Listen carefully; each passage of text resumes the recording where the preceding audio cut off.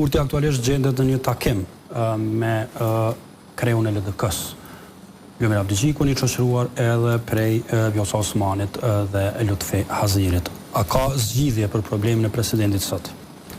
Unë përroj shumë që nga këtë takim të del një zgjidhje për çështjen e presidentit apo presidentes të Republikës së Kosovës.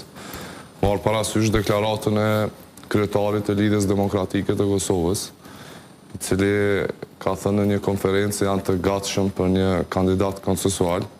Unë uroj që tashmë në këtë takim vetëm të fillojnë të fliten emrat e mundshëm për një kandidat konsensual dhe uroj që kjo në këtë takim të bëhet një zgjidhje dhe sa më parë të vazhdojmë me formimin e institucioneve të Republikës së Kosovës.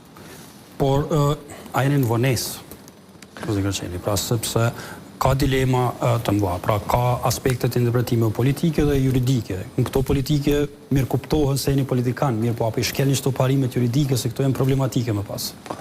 Po unë konsideroj se si më thënë edhe dje po që ishin zgjedhur institucionet e Republikës së Kosovës, normalisht se do ishte shumë më mirë se sot të mos kemi institucione të formuara. Mirë po, siç e dini, ka zgjatur një kohë deri në thirrjen e seancës së parë, ne mund të themi lirisht se si deputet tashmë nuk e di, ai kemi mbrit 2 javë se jemi betuar si deputet dhe nuk kemi pasur mundësi më herët që të mbajmë një seancë që nuk varet nga deputetët e Kuvendit të Kosovës, mirë po nga rregulloria e thirrjes së seancave dhe po ashtu nga thirrja që bëhet nga presidenca për seancën në të cilën duhet të... Kjo po varet prej një njeriu, pra prej Avni Deharit. Dhe akuza e opozitës është se ai po shkel edhe rregulloren edhe kushtetutën.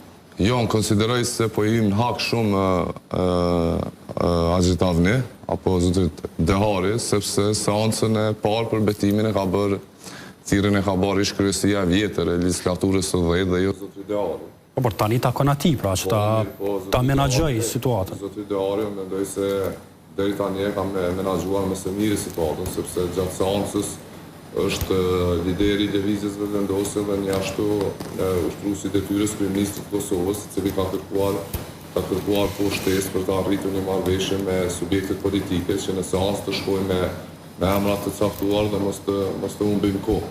Sa i përket kësaj shkeljes, unë mendoj që nuk mund ta konsiderojmë shkelje, sepse as në gjykimin e gjykatës kushtetuese nuk thuhet se pas 30 ditëve duhet shkëlqyeni zgjedhje ose që pas 30 ditëve konsiderohet shkelje, ne këto ende nuk e dim dhe kjo është, si më thënë, diskrecion të interpretimeve të gjykatës kushtetuese.